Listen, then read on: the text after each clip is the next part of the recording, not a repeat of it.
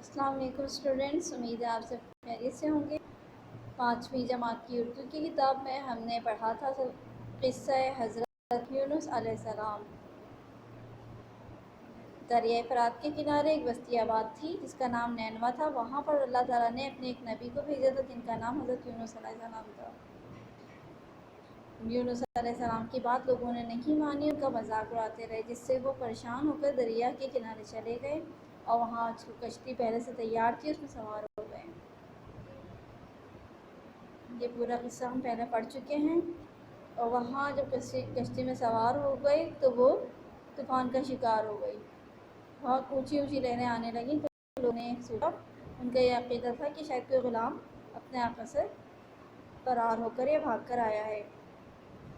تو قرعہ ڈالا گیا کہ جو شخص نے دھوکہ دیا ہے اپنے آقا کو اور یا وہ بھاگ کر آیا ہے تو اس کو دریا میں ڈال دیا جائے گا، تو ہم طوفان سے بچ جائیں گے۔ تو قرعہ اندازی جب کی گئی، قرعہ ڈالا گیا تو تینوں دفعہ حضرت یونس علیہ السلام کا نام نکلا اور انہیں آخرکار دریا کے حوالے کرنا پڑا، نہ چاہتے ہوئے بھی۔ وہاں پر ایک بہت بڑی مچھلی نے انہیں نگل لیا تو حضرت یونس علیہ السلام کو بہت شرمندگی ہوئی اور انہیں اپنے اللہ کو چھوڑ کر تو میں ہی آ گیا ہوں، اور انہوں نے اللہ تعالیٰ سے مدد مانگی اور توبہ اور استغفار کی۔ اور دوسری طرف جو نینوا کے لوگ تھے وہ بہت ہی شرمندہ ہوئے کہ حضرت یونس علیہ السلام ہمیں چھوڑ کے چلے گئے تو کہیں اللہ کا عذاب نہ آ جائے، اور انہوں نے توبہ اور استغفار کی، جو اللہ تعالیٰ نے ان کی سچی توبہ جو ہے وہ قبول کر لی، انہیں معاف کر دیا۔ حضرت یونس علیہ السلام کو پھر مچھلی نے دریا کے کنارے پر اگل دیا۔ اس طرح حضرت یونس علیہ السلام بچ گئے، وہ بہت کمزور تھے، تو اللہ تعالیٰ نے اپنی قدرت سے وہاں پر ایک بیل اگا دی جس کے پھل کھا کر وہ صحت مند ہو گئے۔ پھر اللہ تعالیٰ نے انہیں حکم دیا کہ اپنی بستی میں واپس چلے جاؤ، تو جب وہ واپس گئے تو وہاں کے لوگ حضرت یونس علیہ السلام کو دیکھ کر بہت خوش ہوئے۔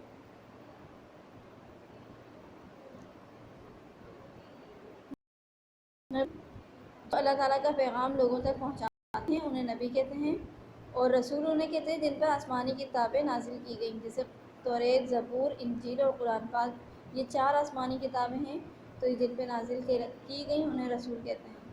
یہ وہ دعا ہے جو حضرت یونس علیہ السلام نے مچھلی کے پیٹ میں انتہائی گھٹن اور تکلیف کے عالم میں اللہ تعالیٰ سے مانگی تھی۔ تو قرآن میں اس کا تذکرہ کرنے کا یہ مقصد ہے کہ ہم بھی یہ سیکھیں، اگر کوئی پریشانی ہو تو ہم اپنے گناہوں کا اقرار کرتے ہوئے اللہ تعالیٰ کی پاکیزگی بیان کریں اور اس سے نا امید نہ ہوں۔ وہ دعا ہے لا الہ الا انت سبحانک انی کنت من الظالمین۔ کوئی معبود نہیں، اللہ تعالیٰ پاک ہے اور میں ہی ظالموں میں سے ہوں۔ اس طرح کا ترجمہ ہے۔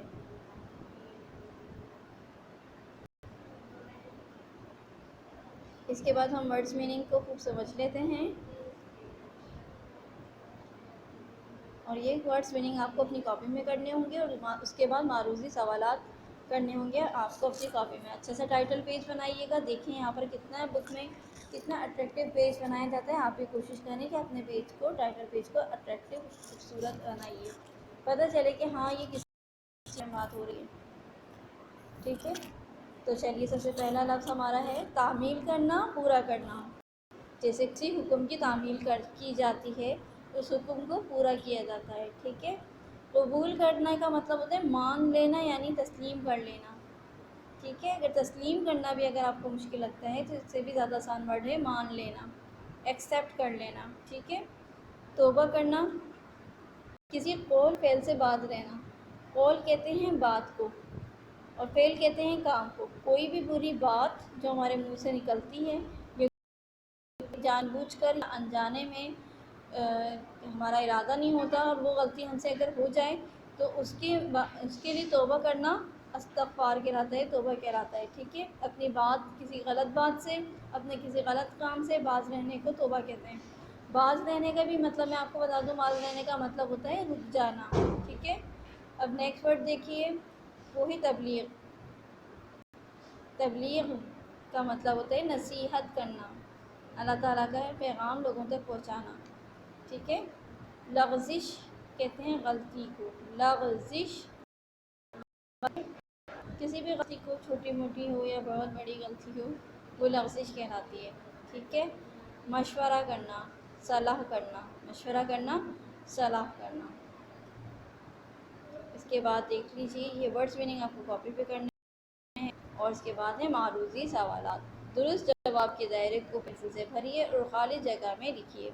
حضرت یونس علیہ السلام کو کس نے نگل لیا تھا؟ مچھلی، مگرمچھ، دریا، کسی نے نہیں۔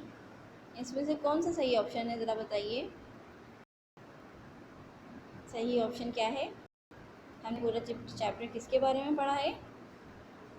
مچھلی کے بارے میں۔ جی بالکل درست، حضرت یونس علیہ السلام کو مچھلی نے نگل لیا تھا۔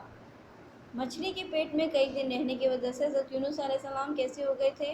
بہت طاقتور، بیمار، کمزور یا حشاش بشاش؟ تو مچھلی کے اندر انہوں نے کافی دنوں تک کچھ بھی نہیں کھایا تھا، تو وہ کیسے ہو گئے تھے؟ بیمار، کمزور یا طاقتور یا پھر حشاش بشاش؟ درست جواب ہے کمزور۔ مچھلی کے پیٹ میں کئی دن رہنے کی وجہ سے حضرت یونس علیہ السلام کمزور ہو گئے تھے۔ حضرت یونس علیہ السلام کے ناراض ہو کر چلے جانے سے ہوئے، خوش ہوئے، اداس ہوئے، شرمندہ یا ناراض؟ درست جواب کیا ہے؟ شرمندہ۔ تو حضرت یونس علیہ السلام کے ناراض ہو کر چلے جانے سے بستی کے لوگ شرمندہ ہو گئے۔ یہ چاہتا ہے بستی کے لوگوں نے ایک دیش میں جمع ہو کر اللہ تعالیٰ سے توبہ کی۔ جنگل، میدان، بیابان یا گھر؟ بیابان کہتے ہیں ویران جگہ کو، اور جنگل تو آپ جانتے ہی جہاں بہت سارے درخت، جڑی بوٹیاں اور جھاڑیاں وغیرہ ہوتی ہیں۔ تو بستی کے لوگ ایک میدان میں جمع ہو گئے اور اللہ تعالیٰ سے توبہ و استغفار کی۔ جب حضرت یونس علیہ السلام کو مچھلی نے نگل لیا اور وہ دریا کے تہہ میں جا کر پٹ گئی، تو وہاں تو ان کے لیے کھانے کے لیے کچھ بھی نہیں تھا، ٹھنڈ تھی، اور وہ اس کے میں کئی دن تک رہے۔ تو ظاہر ہے جب کچھ کھائیں گے نہیں اور پئیں گے نہیں تو وہ کیسے ہو جائیں گے؟ کمزور ہو جائیں گے۔ تو حضرت یونس علیہ السلام بہت کمزور ہو گئے تھے، اور حضرت یونس علیہ السلام جب بستی چھوڑ کر چلے گئے اور کشتی میں سوار ہو گئے اور وہاں سے روانہ ہو گئے، تو وہاں کے لوگوں کو بہت شرمندگی ہوئی، اور وہ انہوں نے اللہ تعالیٰ سے توبہ کی، ایک میدان میں جمع ہو گئے، اور وہ سمجھ گئے کہ کہیں اللہ کا ناراض ہو کر، اللہ کا نبی ہم سے ناراض ہو کر چلا گیا تو کہیں ہم پر کوئی عذاب نہ آ جائے۔ امید ہے آپ کو یہ ہوم ورک آپ کو سمجھ میں آ گیا ہوگا۔ یہی کام آپ کو اپنی کاپیز میں کرنا ہے۔ اللہ حافظ۔